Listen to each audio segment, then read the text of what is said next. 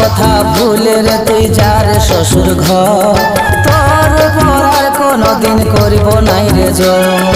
অন্য লোকের মতন আমি লই রে স্বার্থপর, যে তোর মনটা কাঁদাই নিয়ে বাঁধব সুখে ঘর।